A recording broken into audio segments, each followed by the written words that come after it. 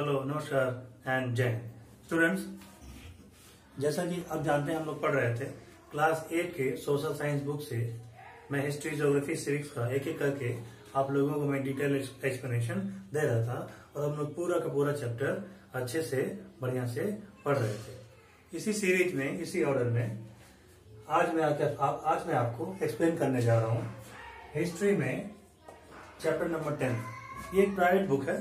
Private book में जो आपका चैप्टर नंबर 10 है उसका नाम है चैलेंजिंग द कास्ट सिस्टम। ठीक है। एनसीईआरटी में जो आपकी बुक है, एनसीईआरटी की बुक में एक आपका चैप्टर है वुमन कास्ट एंड रिफॉर्म। तो उस एनसीईआरटी बुक में जो आपके हेडिंग है वुमन कास्ट एंड रिफॉर्म, उसमें ये उस एक ही चैप्टर में, सिंगल चैप्टर में वो वुमन रिफॉर्म की भी बात कर लें और कास्ट सिस्टम की बात कर लें, दोनों एक ही चैप्टर में, सिंगल चैप्टर में दे दिया है। लेकिन प्राइवेट बुक में क्या किया है कि वुमन रिफॉर्म्स को सेपरेट चैप्टर में दिया है और कास्ट सिस्टम को एक अलग चैप्टर बना करके दिया है, चैप्टर 9 और चैप्टर 10। ठीक है। तो एनसीईआरटी का जो चैप्टर नंबर 8 है वुमन कास्ट एंड रिफॉर्म, तो उसमें भी ये सारी चीजें आपकी मिल जाएंगी। वो वीडियो मैं पहले ही बना चुका हूं। अगर आप देखना चाहते हैं तो अभी आपके मोबाइल स्क्रीन पे ऊपर आई बटन आ रहा होगा, उसको क्लिक करके आप वहां पे जाके देख सकते हैं, या फिर मेरे यूट्यूब चैनल के मेन पेज पे जाके भी आप चीजें आप देख सकते हैं। और ये डिस्क्रिप्शन में भी इसका लिंक मैं दे दूंगा, पूरा का पूरा चैप्टर का प्लेलिस्ट का ही लिंक मैं दे दूंगा, वहां जाकर के आप उसको देख सकते हैं। तो आइए बिना देर किए आज का चैप्टर हम शुरू करते हैं। और चैप्टर शुरू करने से पहले हमेशा की तरह सब्सक्राइब बटन को प्रेस करिए और बेल आइकन को दबा दीजिए और चैनल को सब्सक्राइब कर लीजिए, ताकि जैसे ही मैं कोई वीडियो अपलोड करूं उसका नोटिफिकेशन आपको सबसे पहले मिल जाए और उसको देख सकें। हाँ, अगर आपको वीडियो अच्छा लगता है, पसंद आता है, मेरे द्वारा पढ़ाए गए कोई भी चीज आपको अगर अच्छा लगता है तो उसे शेयर करना और अपने फ्रेंड्स के बीच भेजना, शेयर करना ना भूलें, क्योंकि प्यार, ज्ञान और खुशियां बांटने से बढ़ती हैं। आइए शुरू करते हैं। आपका जो चैप्टर है चैलेंजिंग द कास्ट सिस्टम, तो सबसे पहले आपको समझना पड़ेगा कि भाई कास्ट सिस्टम है क्या। तो कास्ट सिस्टम की जहां तक बात करते हैं तो जिस टाइम की ये बात है, आप समझ लें 19th या 20th सेंचुरीज की, तो 19th सेंचुरी की स्टार्टिंग से लेकर के और 20th सेंचुरी तक, यानी इंडिया फ्री होने तक, 1947 तक इंडिया फ्री होने तक हमारे यहाँ कास्ट सिस्टम था। उस कास्ट सिस्टम के मुकाबले क्या था कि कुछ कास्ट ऐसे थे, कुछ जातियां ऐसे थी जिनको सारे अधिकार दिए गए थे एजुकेशन के लिए। ठीक है। वो पॉलिटिक्स में जा सकते थे, यानी किंग वगैरह के दरबार में रहते थे, चीजों में रहते थे, वो एजुकेशन लेते थे, उनके पास प्रॉपर्टीज थी। ठीक है। यानी वो सुविधा संपन्न थे, सुख संपन्न थे। और कुछ जातियां ऐसी थी जिनको कि दलित कहा जाता था, जिनको हम कहते थे दलित। ठीक है। जिनको हम दलित कहते थे, इनको ऑप्रेस क्लास भी कहा जाता था। इन दलित जातियों में कौन थे? कुम्हार थे जो बर्तन बनाते थे, कुम्हार थे, उसके बाद से मोची थे जो जूते चप्पल सिलते थे, और सेवा वाले लोग थे, जैसे ब्राह्मण, क्षत्रिय, वैश्य और शूद्र थे। तो जो शूद्र थे ये सेवा करते थे। ठीक है। तो ये सब जातियां थी। दलित थे, उसमें एसटी, एससी थे, ओबीसी थे, दलित थे, मिला करके थे। तो इन्हें कुछ अधिकार नहीं प्राप्त थे। जैसे मंदिरों में इनका जाना मना था, बैन था, ये मंदिर में नहीं जा सकते थे, कहीं कहीं जा सकते, कहीं कहीं नहीं भी जाते थे। उसके बाद से इनको एजुकेशन का राइट नहीं था, ये एजुकेशन मतलब स्कूल, कॉलेज ये नहीं जाते थे। ठीक है।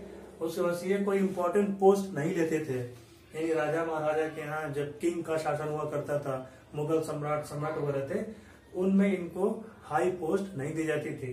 ठीक है। इनके यहाँ कछुआ पानी लोग नहीं पीते थे, इनके साथ लोग भोजन नहीं करते थे, खाना नहीं खाते थे, इनके साथ उठते बैठते नहीं थे, इससे कोई रिलेशन नहीं रखते थे, और इनसे अपनी बॉडी नहीं टच कराते थे, यानी वो इनको क्या मानते थे?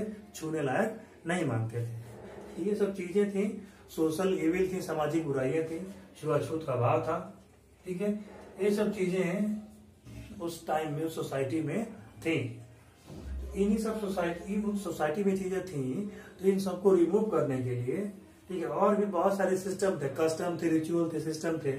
जैसे सती सिस्टम था, फिर चाइल्ड मैरिज था, इन्फेंटिसाइड था, पॉलीगैमी थी। पॉलीगैमी का मतलब कि तब एक मेल जो होता था, एक पुरुष मर्द जो होता था, वो बहुत सारी औरतों से शादी करता था। ठीक है। चाहे वाइफ जिंदा रहे या वाइफ मर जाए, तब तो बहाना मिल जाता था शादी करने का, वाइफ अगर जिंदा है तो भी शादियां लोग एक से शादी करते थे, तो इसको पॉलीगैमी कहा जाता था।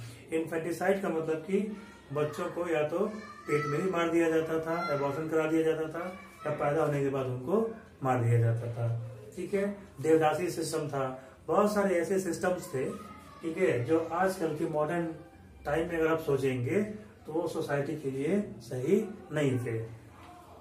तो जो सिस्टम्स थे, जो कस्टम्स थे, तो उसको हटाने के लिए तो बहुत सारे प्रयास किए। जैसे राजा राम मोहन राय ने ब्रह्म समाज बनाया, ब्रह्म समाज बना करके, और राजा राम मोहन राय ने 1829 में लॉर्ड विलियम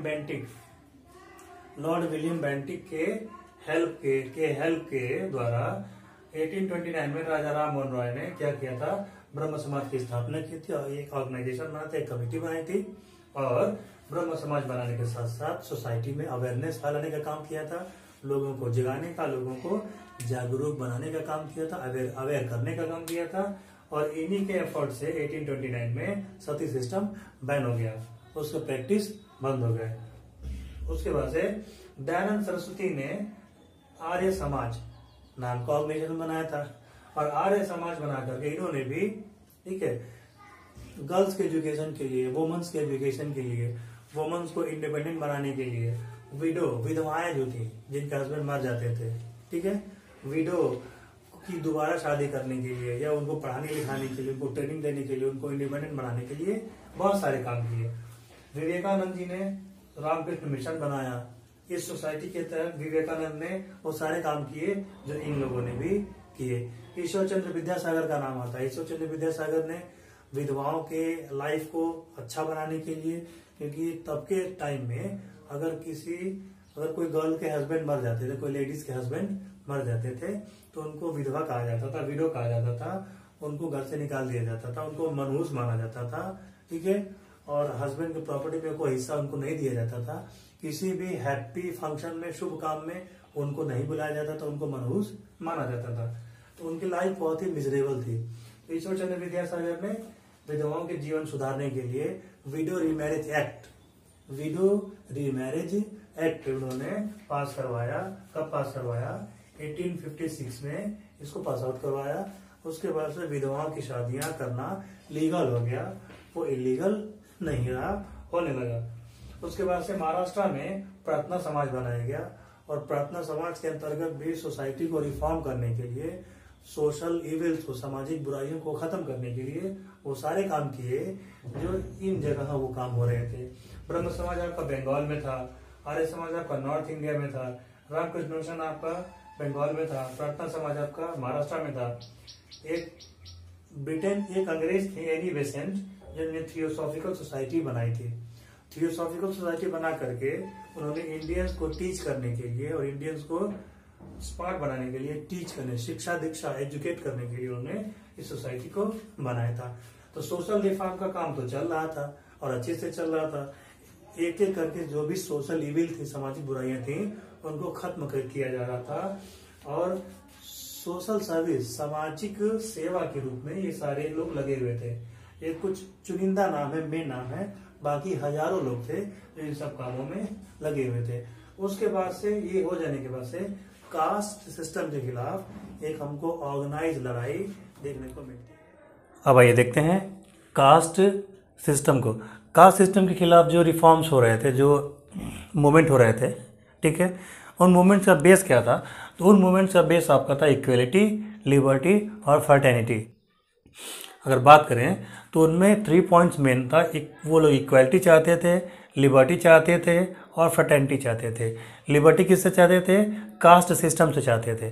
जो उस जमाने में कास्ट सिस्टम था उससे वो लिबर्टी चाहते थे, क्योंकि जब वो लिबर्ट हो जाएंगे, जब वो फ्री हो जाएंगे, कास्ट सिस्टम से फ्री हो जाएंगे, उनके साथ कोई भेदभाव नहीं होगा, कोई इंडिफरेंस नहीं होगा, तब जाकर के इक्वलिटी आएगी, तब जाकर के बराबरी आएगी, तब वो बराबर हो जाएंगे। और जब बराबर हो जाएंगे तब जाके भाईचारे की भावना आएगी और ब्रदरहुड की फीलिंग आएगी, ठीक है।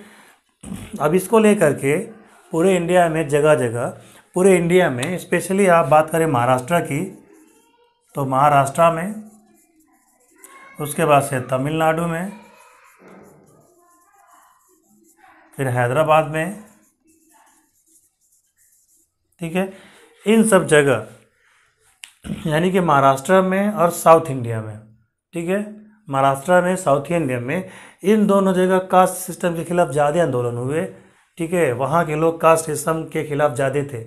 और चूँकि कास्ट सिस्टम में जो सबसे मेन बात थी, एक जाति होती है ब्राह्मणों की, ब्राह्मिन्स, ठीक है, जिन्हें कहा जाता है ब्राह्मण, ठीक ना, यहाँ लिख देता हूँ, जिन्हें कहा जाता है ब्राह्मण। ब्राह्मण का मतलब ब्राह्मण लोग। तो ये जो दलित लोग थे, ठीक है, या पिछड़े लोग थे, जो दलित लोग थे, बैकवर्ड क्लास वाले थे, ये इस बात को मानते थे कि ब्राह्मण जो हैं, ठीक है, ब्राह्मण हाई फाई क्लास इंजॉय करते हैं, ठीक है, उनके पास वो शुरू से ही मतलब सोशल जस्टिस होता है या सोशल प्लेजर होता है, उसको वो इंजॉय करते हुए आए हैं और आ रहे हैं। यानी कि ब्राह्मण वेद पढ़ते थे, सब कुछ करते थे, काम धंधा करते थे, एक उनका रेस्पेक्ट होता था, उनका सोसाइटी में सम्मान होता था।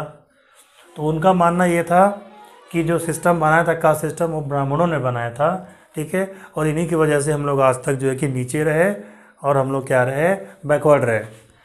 तो ये जो भी मूवमेंट हुआ करते थे कास्ट सिस्टम के खिलाफ, जो भी मूवमेंट हुए, चाहे वो महाराष्ट्र में हुए हों, चाहे वो तमिलनाडु में हुए हों, चाहे वो केरला में हुए हों, चाहे वो हैदराबाद में हुए हों, ठीक है, केरला में हुए, चाहे हैदराबाद में हुए, या तमिलनाडु में हुए, या महाराष्ट्र में हुए, ये सभी जो आपके मूवमेंट हुए, ये अगेंस्ट ब्राह्मण हुए, ठीक है, ब्राह्मण्स के अगेंस्ट हुए।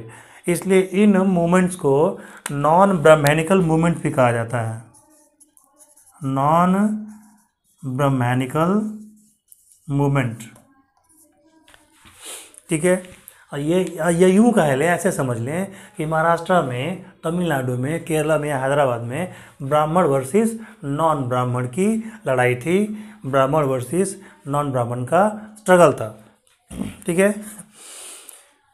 इस स्ट्रगल में क्या था, वो लोग चाहते थे कि जो राइट्स ब्राह्मण और क्षत्रियों के पास हैं, ब्राह्मण और क्षत्रिय, ठीक है, जो ब्राह्मण और क्षत्रिय जो अधिकार लेके जी रहे थे, उनको हर प्रकार के राइट्स थे, वो राजा बन सकते थे, वो पढ़ लिख सकते थे, ठीक है, तो वो सारे राइट्स हम लोग को मिलने चाहिए। दलित यानी दलित भी राजा बने, दलित भी एजुकेटेड बने, दलित भी टीचर बने, दलित भी सब कुछ बने, वो लोग इस प्रकार की डिमांड किया करते थे।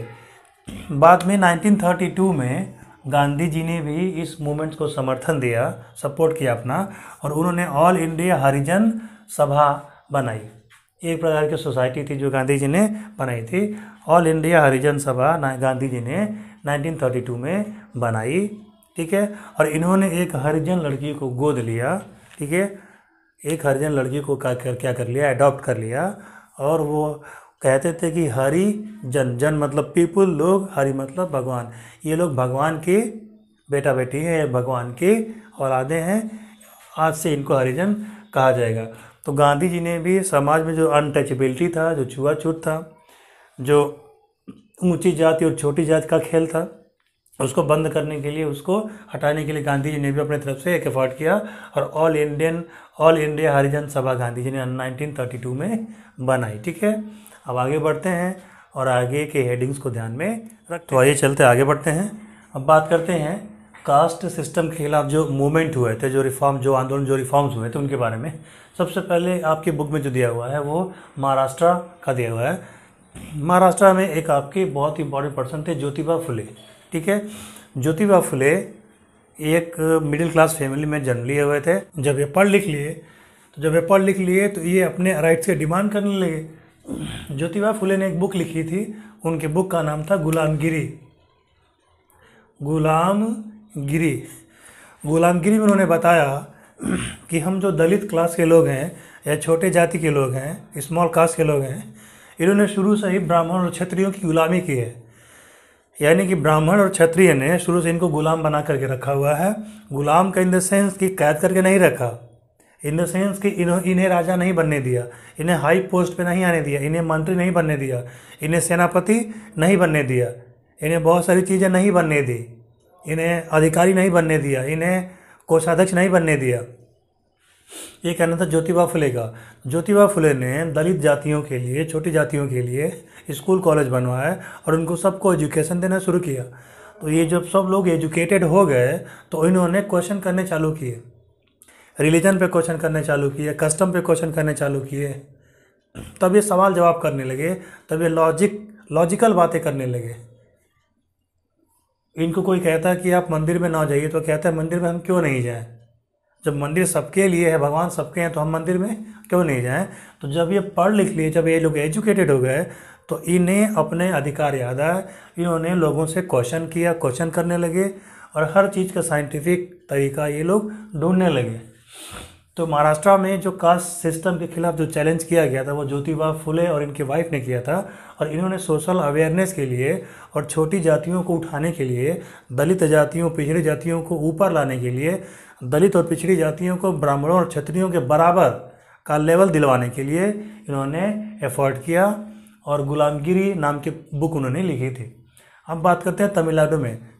तमिलनाडु में भी ज्योतिबा फुले का भी जो मूवमेंट था वो ब्राह्मणों क्षत्रियों के स्टेटस के खिलाफ था कि यानी ब्राह्मण और क्षत्रिय ही क्यों स्पेशल स्टेटस में रहेंगे, उन्हीं को सारी की सारी पावर, उन्हीं को सारी मलाई क्यों खिलाई जाएगी, हम लोगों को भी वो चीज़ें मिलनी चाहिए। बात आती है तमिलनाडु की। तमिलनाडु में जो मूवमेंट चलाया गया वो जस्टिस मूवमेंट कहा गया और ये जस्टिस मूवमेंट चलाया गया 1915 और 1916 में। 1915 और 16 में जस्टिस मूवमेंट चला और जस्टिस मूवमेंट चलाने के लिए जस्टिस मूवमेंट को लॉन्च किसने किया था?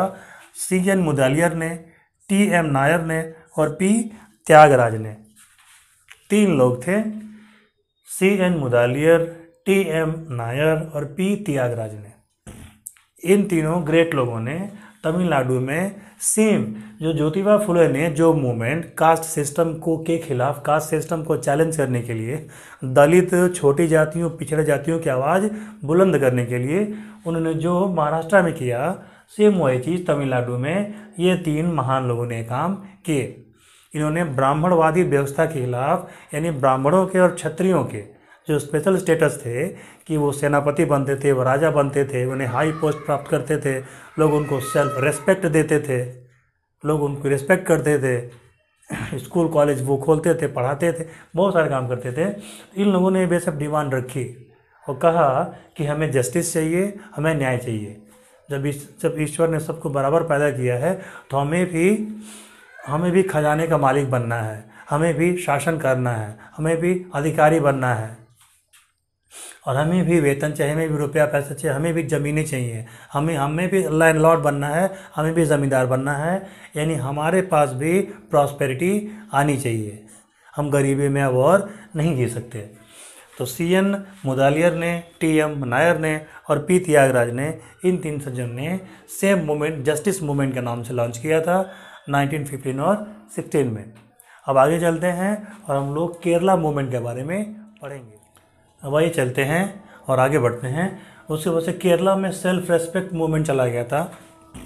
जो केरला में सेल्फ रेस्पेक्ट मूवमेंट चलाया गया था वो चलाने वाले का नाम था EV रामास्वामी नायकर। ठीक है, EV रामास्वामी नायकर जी ने जो मूवमेंट चलाया था वो केरला में चलाया था, जिसको सेल्फ रेस्पेक्ट मूवमेंट कहा जाता था। EV रामास्वामी नायकर को पेरियार भी कहा जाता है और इनके नाम से एक पेरियार रिसर्च फाउंडेशन भी है जहाँ रिसर्च वगैरह के काम होते हैं। पेरियार के नाम से ये पेरियार रिसर्च फाउंडेशन है और पेरियार नाम की एक रिवर भी है आपकी केरला में। तो केरला में सेल्फ रेस्पेक्ट मूवमेंट चलाया गया, EV रामास्वामी नायकर ने चलाया था। EV रामास्वामी नायकर जी का ये कहना था कि हिंदू धर्म में और वैदिक ग्रंथ में जितने भी लिखे गए हैं वो सब अपर कास्ट के लिए लिखे गए हैं, ब्राह्मणों के लिए और क्षत्रियों के लिए लिखे गए हैं। उनका ये कहना था कि रामचरितमानस हो या रामायण हो या महाभारत हो या गीता हो, उसमें अपर कास्ट वालों की ही बात की गई है और छोटी जातियों की जो दलित लोग हैं, जो अप्रेस SC ST हैं, शेड्यूल कास्ट हैं या शेड्यूल ट्राइब हैं, उनके बारे में बातें नहीं की गई हैं। ये जो भी सिस्टम बनाया गया है वो सब उनके फ़ायदे के लिए बनाया गया है, दलित और पिछड़ी जातियों के फ़ायदे के लिए नहीं बनाया गया है। रामास्वामी जी शायद भूल रहे थे, उनको एक बात याद दिलाने की ज़रूरत है कि रामचरितमानस में जब प्रभु श्री राम जाते हैं तो एक केवट होते हैं जो उनको नाव पर चढ़ा करके और पार करवाते हैं। उनका नाम था निषाद राज गुह। वो निषाद थे और वो राजा थे। अब अगर रामचरितमानस आप रामायण देखेंगे तो वो राजा थे, तो बिना पढ़े तो राजा हुए नहीं होंगे। ठीक है, वो राजा थे। तो इस बात से प्रमाणित हो जाता है कि ये बातें सर्वत्र सत्य नहीं थी, हर जगह बातें सत्य नहीं थी। हाँ, ये सही था कि दलितों को, पिछड़ों को स्कूल कॉलेज नहीं जाने दिया जाता था, ठीक है, उनको मंदिर में कई जगह घुसने नहीं दिया जाता था, ठीक है, और जितना ब्राह्मणों का और क्षत्रियों का स्टेटस था उस हिसाब से उनका स्टेटस नहीं था। ये बात ट्रू है, ये मानी जा सकती है, ठीक है। लेकिन वैदिक व्यवस्था में, वैदिक एज में जो सोसाइटी को डिस्ट्रीब्यूट किया गया था वो वर्क के बेसिस पे डिस्ट्रीब्यूट किया गया था, जाति के बेसिस पे डिस्ट्रीब्यूट नहीं किया गया था। पढ़ाने लिखाने का काम, एजुकेशन का काम ब्राह्मणों को दिया गया, सिक्योरिटी का काम, सुरक्षा का काम किसको दिया गया? क्षत्रियों को दिया गया। बिजनेस करने का काम, मार्केट चलाने का काम किसको दिया गया? वैश्यों को दिया गया। और सेवा करने का काम शूद्रों को दिया गया, और यही शूद्र अपने आप को दलित कहते थे। शूद्र जो उस टाइम में थे, आगे के टाइम में चल करके दलित हो गए, पिछड़े हो गए। तो ये सिस्टम था, तो वर्ग के बेसिस पे डिफाइन था। तो ईवी रामास्वामी ने रामायण पे, रामचरितमानस पे, महाभारत के इन सारे पवित्र ग्रंथों पे बहुत सारे कमेंट लिखे, और उन्होंने इन चीज़ों को मानने से इनकार कर दिया। उनके हिसाब से इसको पढ़ कर के दलित मानसिक रूप से गुलाम हो रहे हैं, पिछड़ी जातियाँ मानसिक रूप से गुलाम हो रही हैं, और ये ब्राह्मणों की पूजा झूठ मूठ में करते हैं। इनको ब्राह्मणों क्षत्रियों की पूजा नहीं करना चाहिए, उनको बहुत रेस्पेक्ट नहीं देना चाहिए, अपना रेस्पेक्ट भी रखना चाहिए। उन्होंने कहा कि हमारा रेस्पेक्ट भी होना चाहिए, और ब्राह्मण हमारा रेस्पेक्ट करें, हम उनका रेस्पेक्ट करें, ये उनका कहना था। उसके बाद से आंध्र प्रदेश में वीरासालिंगम नाम के एक सज्जन थे, जेंटलमैन थे, वीरासालिंगम जी ने क्या किया था कि आंध्र प्रदेश में देवदासी सिस्टम एक था, उसको एबॉलिश करने का काम किया था। और उसको एबॉलिश करने के साथ साथ इन्होंने एक काम किया कि इन्होंने भी ब्राह्मणों के खिलाफ, ठीक है, कास्ट मूवमेंट को वहाँ पे चलाया था, और उन्होंने एक हितकर्णी समाज बनाया था, हितकर्णी समाजम। तो हितकर्णी समाज जो बनाया था, हितकर्णी समाज इन्होंने बना करके वही सारे काम किए जो कि ज्योतिबा फुले ने महाराष्ट्र में किया, दयानंद सरस्वती ने जो आर्य समाज से किया, और केरला में जो रामास्वामी ने किया, ठीक है, और तमिलनाडु में सी एन मुदालियर ने किया। तो आंध्र प्रदेश की कमान संभाली थी वीरासालिंगम ने, और हितकर्णी समाज बना करके वो सेम काम आंध्र प्रदेश में कर रहे थे जो बाकी लोगों ने अलग अलग जगह किया था। अब आइए आगे देखते हैं आगे क्या है। तो अब आइए आगे बढ़ते हैं। आगे फिर आपको केरला लिए चलते हैं। केरला में एक आपके सज्जन थे श्री नारायण गुरु, ठीक है। तो श्री नारायण गुरु जो आपके थे, उन्होंने एक मूवमेंट चलाया था। उससे पहले कुछ आपको बेसिक बातें बतानी जरूरी हैं। केरला में एक प्रकार की कम्युनिटी हुआ करती थी, एक जाति हुआ करती थी, एक समुदाय हुआ करता, कम्युनिटी हुआ करती थी, जिसका नाम था एझवास, EZHAVAS, ठीक है। एझावस, एझवास, जो भी आप उसने बुला सकते हैं, वो डजेंट मैटर, ठीक है। तो एझवास नाम की एक कम्युनिटी हुआ करती थी। उस कम्युनिटी को अपर कास्ट वाले मतलब ऊंची जाति वाले लोग, ठीक है, अपर कास्ट वाले, इनको अनटचेबल मानते थे, इनको छुआछूत मानते थे, यानी कि इनके हाथ का पानी नहीं पीते थे, इनके हाथ का बना भोजन नहीं करते थे, ठीक है, और इनको मंदिरों में जाने की इजाज़त नहीं थी, ठीक है। ऐसा माना जाता था कि ये जब मंदिर में जाएंगे तो मंदिर अपवित्र हो जाएगा, या ये मैं नहीं कह रहा हूँ, ये कहा जाता था, सुना जाता था, आपको बहुत सारी किताबों में पढ़ने के लिए मिलेगा। अब ये बातें सही है कि गलत हैं, इस पर कोई मैं टिप्पणी नहीं करना चाहूँगा, लेकिन ये चीज़ें सुनने में आती हैं, चीज़ें पाई जाती हैं, सोसाइटी में ये चीज़ें थीं, ठीक है। बहुत लोगों ने अपनी बुक लिखी है तो उसमें इस बात का डिस्क्राइब उन्होंने किया है। तो एझवास जो कम्युनिटी थी उनको अनटचेबल माना जाता था, उनको अपर कास्ट वाले उतना भाव नहीं देते थे, और उनको मंदिरों में जाने नहीं दिया जाता था। श्री नारायण गुरु जब आए तो उन्होंने संस्कृत लैंग्वेज को पढ़ा, संस्कृत लैंग्वेज का उनको ज्ञान हुआ, और उसके बाद उन्होंने 1903 में श्री नारायण धर्म परिपालनम योगम, श्री नारायण धर्म परिपालनम योगम नाम से एक ऑर्गेनाइजेशन बनाई, एक संस्था बनाई, और उन्होंने कहा कि जो भी रूल रेगुलेशन ब्राह्मणों ने बनाए हैं उनको तोड़ दीजिए, और बिना डर के आप क्या करिए, मंदिरों में घुस जाइए। जो भी नियम कानून, custom rituals traditions, rule regulation या सिविलाइजेशन जो भी ब्राह्मणों ने बनाई है उनको तोड़ दीजिए, रूल रेगुलेशन तोड़ दीजिए, उनकी बात आप ना मानिए, और आप मंदिरों में बेखटके बेडर के आप घुस जाइए, ठीक है। तो जितने भी इजवास कम्युनिटी के लोग थे जो दलित में आते थे, उन्होंने श्री नारायण गुरु के लीडरशिप में मंदिरों में गए। जहाँ जहाँ उनको जाना अलाउ नहीं था, जहाँ जहाँ उनको जाने की परमिशन नहीं थी, जो काम करने की परमिशन नहीं थी, वो वहाँ पे गए और वो सारा काम उन्होंने किए। और एक बहुत ज़बरदस्त ब्राह्मणों के खिलाफ, ब्राह्मण के खिलाफ मूवमेंट चलाया। ठीक है, उसके बाद से महाराष्ट्र में हम आपको लिए चलते हैं। महाराष्ट्र में एक और मूवमेंट हो रहा था सत्यशोधक समाज के लीडरशिप में। अब आइए उसको हम देख, तो आइए आगे बढ़ते हैं और आपको फिर से एक बार महाराष्ट्र लिए चलते हैं। महाराष्ट्र में जो ज्योतिबा फुले थे, मैंने आपको बताया था, ज्योतिबा फुले ने एंटी ब्राह्मण मूवमेंट चलाया। ये जितने आप मूवमेंट यहाँ पढ़ रहे हैं वो सब एंटी ब्राह्मण हैं। ठीक है, एंटी ब्राह्मण, एंटी क्षत्रिय मूवमेंट जो आपका चल रहा था। तो इन्होंने क्या किया कि 1873 में इन्होंने एक सत्यशोधक समाज बनाया। ये एक प्रकार का ऑर्गेनाइजेशन था, या यूँ कहें ऑर्गेनाइजेशन था या सोसाइटी थी, सत्यशोधक समाज। तो सत्यशोधक समाज के अंतर्गत उन्होंने लोगों को जोड़ने का काम किया, लोगों को जगाने का काम किया, लोगों को अवेयर करने का काम किया। और उन्होंने अपने फर्स्ट फेज में और सेकंड फेज में, तो फर्स्ट फेज में उन्होंने क्षत्रियों को लताड़ा, उनको आलोचना किया, क्रिटिसाइज़ किया। और दूसरे फेज में उन्होंने ब्राह्मण्स को क्रिटिसाइज़ किया। उन्होंने क्षत्रियों को क्रिटिसाइज़ किया कि आप क्षत्रिय बनते हैं, कहते हैं कि आप सिक्योरिटी आपके जिम्मे है, आप लोगों की रक्षा करने के लिए हैं।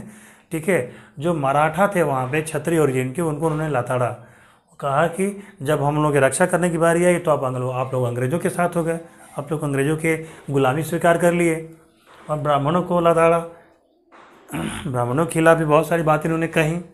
ठीक है, तो एक न्यूज़पेपर था उस ज़माने में दीन मित्र नाम का, जो मुकुंदराव पाटिल, वो न्यूज़पेपर को मुकुंदराव पाटिल चलाते थे। तो दीन मित्र न्यूज़पेपर में मुकुंदराव पाटिल जी ने भी इन सभी बातों का जिक्र किया और वो ज्योतिबा फुले के सपोर्ट में थे और अपने न्यूज़पेपर में ये सब बातें वो छापते भी रहते थे, प्रिंट करते रहते थे। उसके बाद से केशव चंद्र सेन ने और दिनकरो जवालकर, इन दोनों लोगों ने भी सत्यशोधक समाज को हेल्प किया, उनको सपोर्ट किया। और ज्योतिबा फुले ने जो बातें कहीं, जो डिमांड उनकी थी, उनसे उन्होंने एग्री किया। ठीक है, तो ये थे आपके कुछ मूवमेंट्स जो कास्ट को चैलेंज कर रहे थे। इस पूरे चैप्टर में आपने जो पढ़ा वो चैलेंजिंग द कास्ट सिस्टम ही पढ़ा।